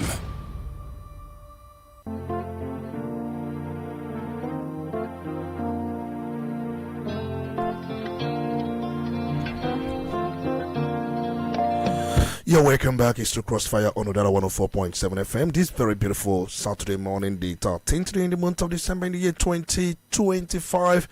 Remember, you can be part of this very program by visiting our Facebook, by visiting our YouTube. Just go there, make your statement, share the program. You can share the program across different platforms. Keep on sharing. Please share as much as you can. And for those who also want a question, you can also ask a question on my own Facebook, and then I will respond. But all the same, let's quickly also thank Honorable Chiwe Enwezo for also sustaining the fire, because I know very well the seat where he sits on has been very, very hot this morning, and the fire he has sustained, in fact, he has withered the fire, and to that we have to give him a bottle of water to dilute, to also quench the hotness of that very seat. He has done well this morning, and we must say that. Let's quickly open the phone lines and allow you to come in. Here is your time to just make a statement. 0803 221 6973 or 0803 827 6694. Remember, I'm still your honorable speaker, Tony Olisa Mbeki. Let's go straight to the phone lines. Good morning. My honorable speaker. You're welcome. It's good to have you. Mbeki. You're welcome. Welcome, honorable Kibo and Wezo. Good morning, my brother. First of honorable Idense, Mayor, Ukume JP, Okurola, Can I go on? Please go on, you have the floor. Yes, first of all, tell us something, please, I advise you, when a guest comes, please, first of all, explain to the guest that this chamber is a temple of being straightforward and truthfulness. Why do I say this? My friend, Honorable Chibo Ewezo, is too economical with truth this morning. I don't know if he's trying to apply his counsel into the answers that he's giving you concerning the issue. So please, you people said what's supposed to say anyway. But what I want to say in earnest is, as it pertains the issue of Mbeki, let me tell you the way I've said it before, that APC government is not being fair to Igbo, the Igbo people that are in that party. Yes, why do I say it? They use them and dump them. Even sometimes I have said it, that even Okolota was clapping for them or something like that. That all of them that are following them will one day become a victim. Now, Mbeki is a victim. Why do I say this? Adam Sosomule, I saw him, I think 3 days ago, when they are screening the nominees. Agree. Did they also Adam Sosomule supposed to be out of hell now? Yes, let me just mention only him. Why is it that after people met with Ngige, his case come up immediately? Then, all the cases that other APC loyalty has, why has it died up? I'm telling you, APC government is not being fair to Igbo loyalty on that APC. I want to say categorically, like Tony said, they did not mention the associate, the names of the associate or the connection with them, with Ngige. They did not mention it. I see that thing as just indicting Ngige just for nothing, for political reason. And I want to warn my Igbo people to be very careful the way they go with APC government, because it's all right, thank you so much. Thank you so much. I think, all right, this is a third anyway. We're going to come back to that. Good morning. You're welcome. It's good to have you. Oh, so sorry about that. Sorry about that. Let's see if we can just take this very call. Remember, you have to make it brief. Good morning. Thank you, Mr. Speaker. Good morning to you. You're welcome. Barrister Chibo Enwozo. Good morning to you. Good morning. This is Honorable Monday Johnson. I'm calling in from Onitsha. I just have one question. Chibo Enwozo, on Ngige trial. I know since after Ngige left office, we've had about 3 successive governments in Anambra State. And I know that the present government is in the custody of all the financial transactions of the past government. I want to ask you a very straight question. Can EFCC have access to these financial transactions or the performance of the past government without the present government either writing petition against the past leader or give them access to those past financial transactions? Please, I want to know. Good morning. All right, thank you so much. We're going to take that question later on. Good morning. You're welcome. It's good to have you. Good morning, Dr. Tony Mbeki. Good morning, you're welcome. And Barrister Chibo, and was a very good morning to you. Good morning to you, my brother. Chidi Chukuma joining you from Bo. Yeah, let me speak on this controversial appointment. Yes, why are we keep on recycling the old brigade? Just as if to say that we don't have any better people in this country, then we continue to engage people who have a very serious cases in the court. Some of them are better to call them an offender, the people that did a whole lot of disservice to this nation. We keep on recycling them. This world is now a global village and no country is living in isolation. The world are looking at us. The kind of people that we engage, they are looking at them. Why should our country continue to engage in this criminal offense of aiding and abetting crime? You appoint the people that will move out of this country to represent Nigeria, the people who have violated the law in one way or the other, and their cases is still pending in the court. And also a tribal bigot. How can somebody who is working against a particular tribe, you give him such a position? Is he going there to continue in that campaign of calumny? Your mockery of a person, many of Igbos are offended by his actions. You see, even the little children, when the CKC made a very wonderful performance outside this country, and all the performances from the Southeast children, school children, will remember his comment against the little children. So even the little children were not spared by this man. Is he going there to continue that campaign of calumny, working against tribe, relegating the tribe, and working against personalities in this country? He's going there to be our mouthpiece, to be the face of Nigeria, and you bring such a character. And also the people who work against their party. That is the way to pay them for working for you. All right. To give them such position, it is very, very appalling. And for the I know that the reason why they are fighting that trial is a political. The people that committed so many offenses years ago say their case is enough, and nobody called them. And they say, why should the case be so fast? Is it not to show him that you are no longer with us, that we have after you? That is very, very wrong. If we continue this way, this country will never move forward. Good morning. All right, thank you so much. Okay, good morning, you're welcome. It's good to have you. Good morning, my speaker, Olisa Mbeki. You're welcome. Thank you. Barrister Chibo, good morning, sir. Good morning. Thank you. My name is Basilu, calling you from Onitsha. You're welcome, Honorable Basilu. Please go on and make your submission. Thank you, my speaker. Let me start with the issue of Ngige. The problem with Nigeria is not problem of arresting. It's problem of having justice. Because I remember that Yahaya Bello is still going free, walking around, and nobody has arrested him. Even when FCC threatening him that he's going to be, and he's told what they are charging him is more than 20 billion naira, and Ngige just 22 billion. And what is the difference? Ngige was just quick to arrest and give judgment to remand him in prison, Kuje prison.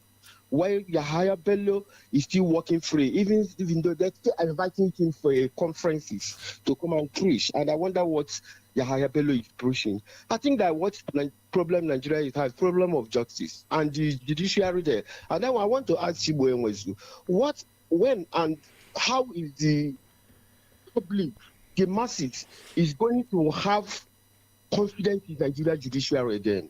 Because Nigeria is losing confidence in Nigeria. As a lawyer, can you please tell us how you people can rebuild the trust, the belief Nigeria have in Nigeria judiciary? Because the problem we have in Nigeria judiciary is not just the politicians, it's more of the judiciary. Because Mahmoud Yakubu is the judiciary that helped Mahmoud Yakubu to achieve what he achieved today.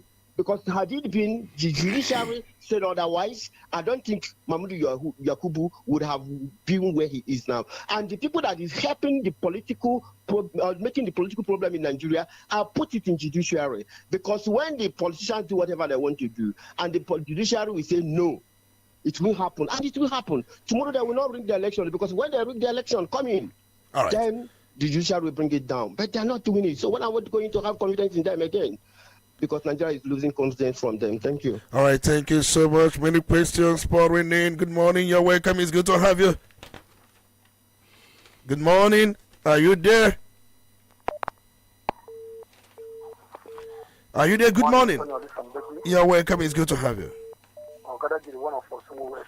Good morning, sir. Good morning. It's good to have you. That is Honorable and good morning. Good morning, my brother.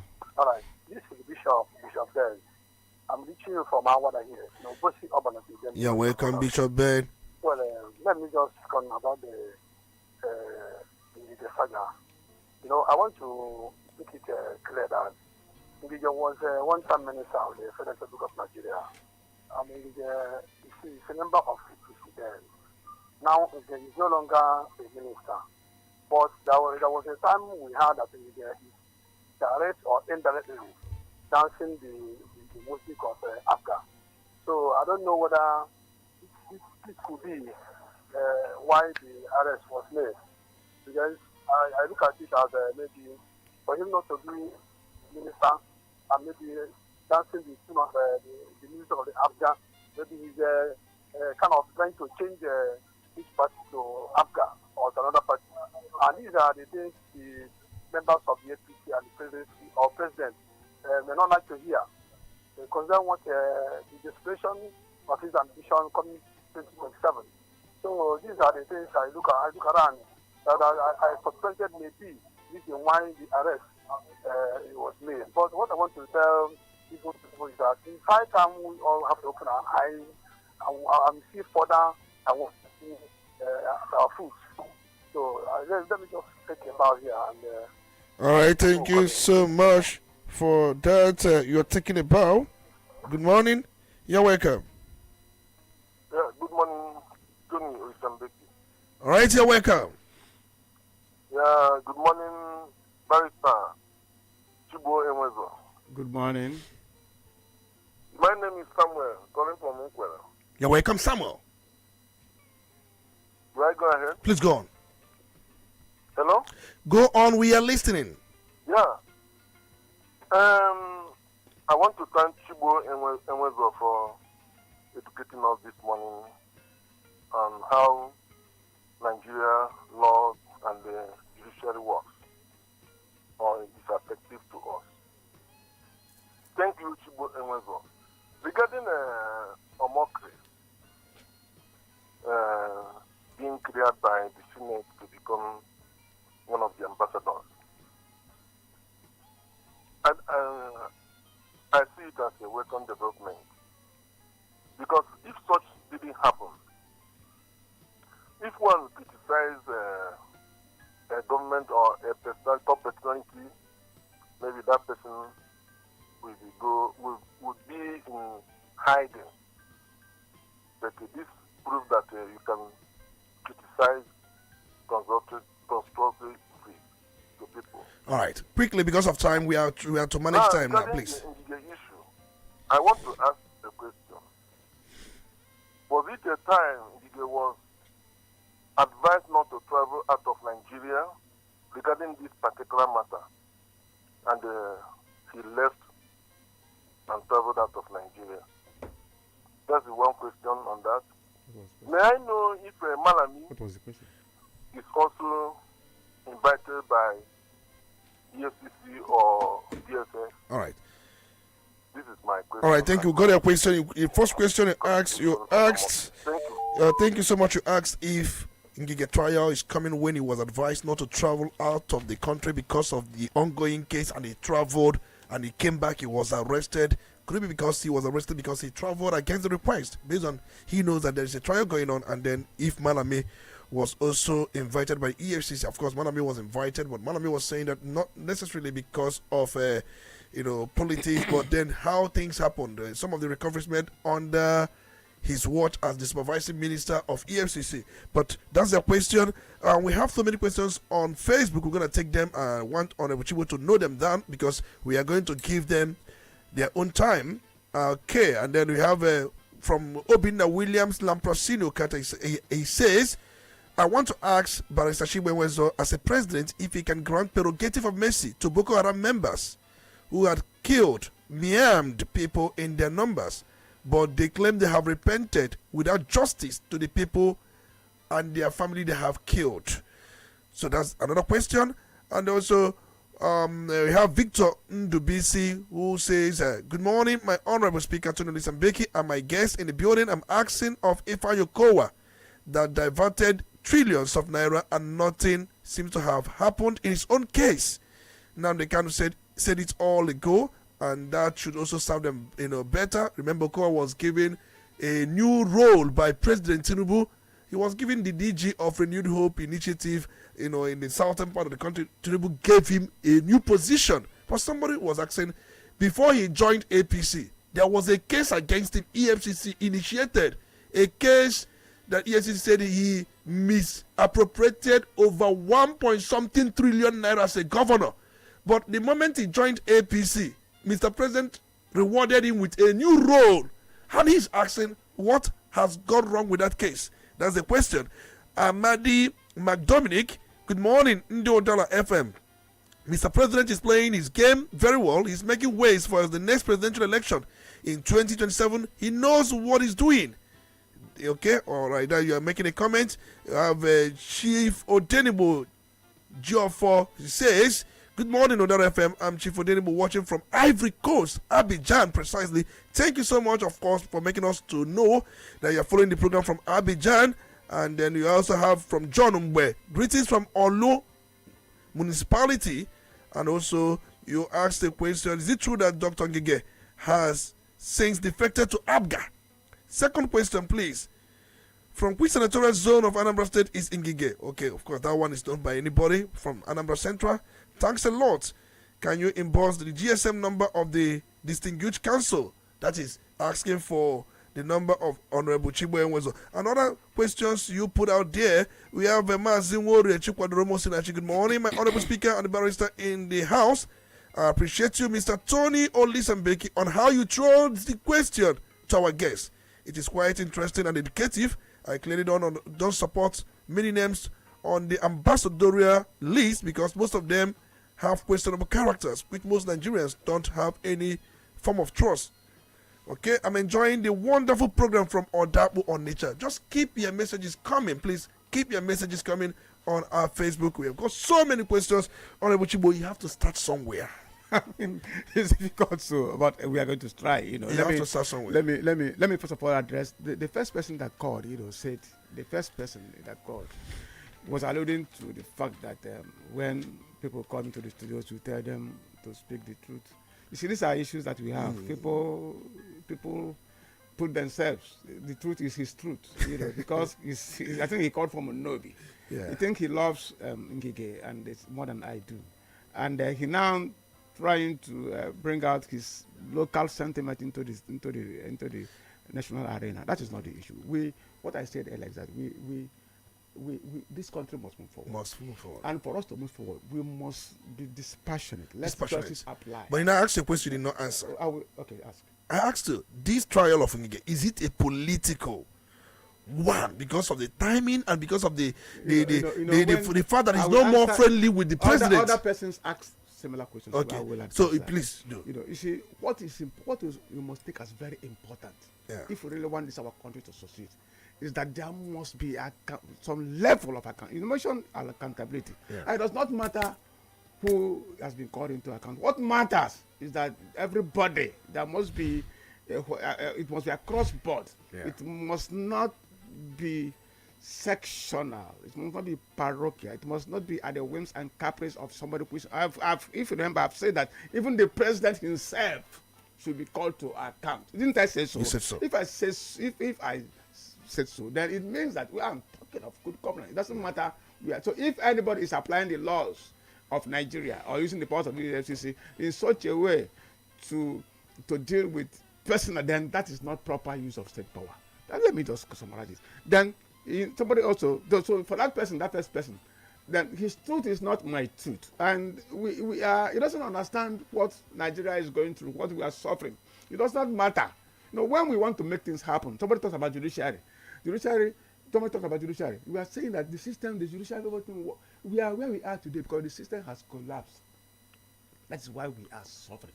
In other climes where the system is working, we don't have the kind of problem that we have.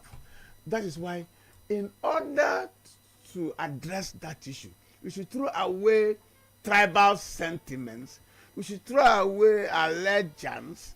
We should throw away primordial sentiments for Nigeria to work for all of us, or for our state to work for all of us. So if we don't do that, then we are not being honest to the mantra that Nigeria should move forward. If you want to match actions with words, you must be sincere.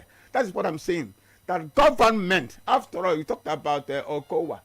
Akpabio was governor of Crossfire in PDP. Akpabio was elected senator and Senate minority leader.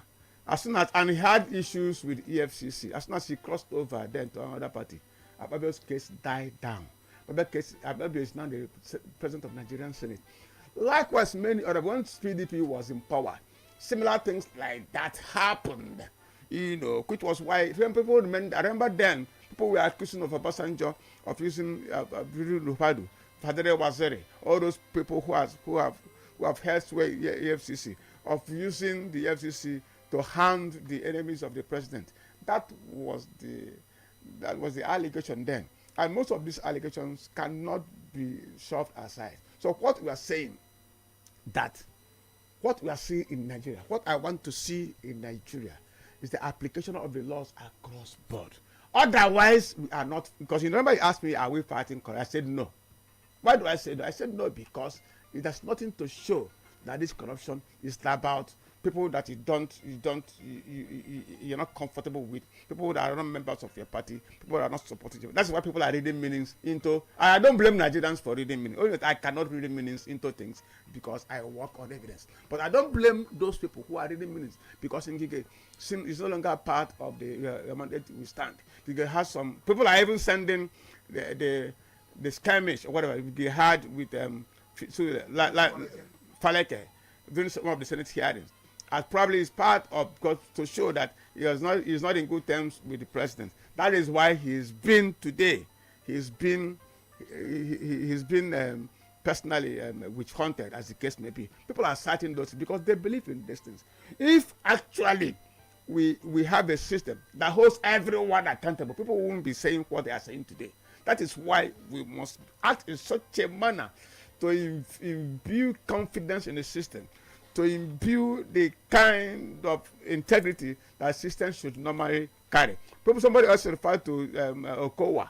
Okowa, when he left office, was governor of Okowa was commissioner for health in Delta State. He was SIG in Delta State. He was senator in Delta State. He was governor for 8 years. And before he joined the APC, I think he had some issues with it. I think he was being invited 2 or 3 times by the FCC. Soon after, Fugo was vice president candidate to Atuka Obaka. He joined APC. We've not heard anything about the Okowa's case again. What we've heard recently that he's now the Southside chairman of the Renew Hope Agenda for Southside. So in such situation, why would we write in our good conscience blame people who think or who are eager to think or who are persuaded to think that what Ngige is suffering today, what Malami is suffering today, because Malami was invited and invited to give account. What Malami and co are saying is because they no longer align with the president, those presidents. So you don't blame them. Malami has even joined the ADC.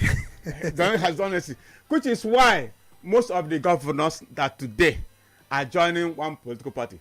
What are they doing? They want to after holding sway as the head in their state. They shouldn't be. They are running away from accountability. That is the major reason most of them are aligned. Today, Nigeria, nobody is speaking.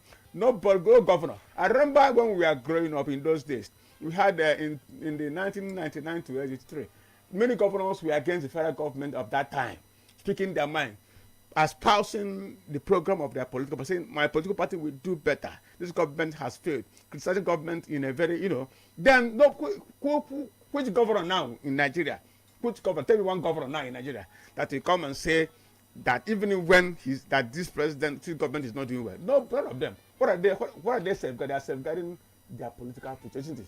Because the system is such a way that could manipulate it to throw out anybody. Because that's what has happened in River State, to throw out anybody without the system resisting, without the system actually putting things in order. So these are the things. That is why I do not blame our people or anybody who thinks that. But for me, I will be uncomfortable to think in that manner because of my belief, because of what I want for Nigeria. The only thing I am saying is that I'm saying if none that has been arraigned, of course those people, he has just been arraigned. Someone talked about Yahweh was arraigned, eventually granted bail. So he's walking around because he has been granted bail. His case is supposed to still be in court. So it doesn't compare. Very soon he will be granted bail. You understand what I mean? To answer, because the law says there is presumption of innocence until you are proven guilty. That is section 36 of our Constitution. So it's presumed, all these allegations is presumed to be innocent. We are completely out of time. They will go to trial. Then they will grant him bail to attend his trial. So it's left for the EFCC to prove him guilty. In the same way, in the same manner, the way they are trying to hold him to account, which is good, which I think is good. They should hold every other person in Nigeria who has occupied this position. That one will not happen. Whether it will happen, I'm telling you, what that is what will give credibility to the system. If you don't take it in that manner, if the law does not permit general application, then people are bound Thank you so much. to have confidence in the system. Thank you so much, Honorable Chibu. We are completely out of time. You are really charged this very morning, and you are so much concerned about making Nigerians to work. I think that's where you're preaching lies. Thank you so much for your time, Honorable Chibu Ewezo Odezilibo of Onitsha Kingdom, for making time to be here. Former House member and also former chairman committee on judiciary, a lawyer, and also an advocate of justice and peace. Thank you so much, Honorable Chibu. And also, we have to really, leave it at this very moment. And there has been a very, very, very, very wonderful moment we have had this very morning on Crossfire. And they really, really live to that name it bears, Crossfire. We thank you so much, our listeners, for making your time. It's not easy to listen, and for those who called in, for those who sent messages, and for those who were part of the program from different parts of the world. Abidjan, Morocco, Rabat, and then even Canada, United States of America. We appreciate all of you. We have to really leave it at this point. John, until we come back on Polity on Monday. Remember, the next program is Pause with Honorable. Oh, do we give him title of Honorable? He's even laughing. Prestige, we'll call him Prestige. We'll come. He's actually busy. I would have wanted to hear from him to know what he has for the people before we play the next line of commercials. Prestige, you have to come here because I want to know what is going to happen today. Well, Xabi Alonso has been given an ultimatum. He has a game today to save his job against Deportivo Alaves. And if he wins, it's not over yet. He still needs to defeat Sevilla and also 3 games before he gets a chance to still remain confidently in his job as Real Madrid boss. Mohamed Salah will discuss his future with his coach and slot. Go for the AFCON when he's back. They will decide his future at the Anfield. Concerning Premier League, I don't know if Arsenal has a match today or tomorrow. And if Wolverhampton Wanderers 20th place team in the table. So, all right, of the opinion that Arsenal may not survive it against this. All right, it's all about the first team and the last team. The best defense and against the worst defense. All right, you gotta just get more from Honorable Prestige. My name is Tony Olisa Mbeki. Do have a wonderful weekend.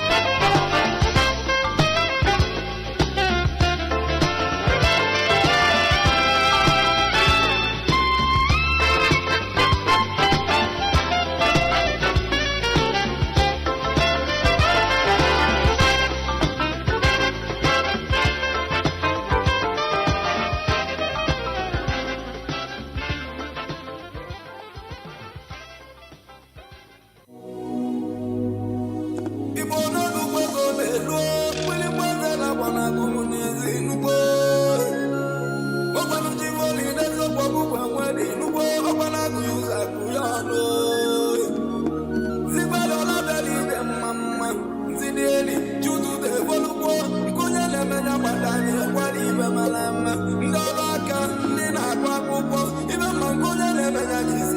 mara ibe malama maka maka mumba buru ego nni ọgaranya na-esi na chukwu oju ya malabala ko ya malabala malugo onye ga-adị adị ga-adị adị nke ga-ana na ga-ana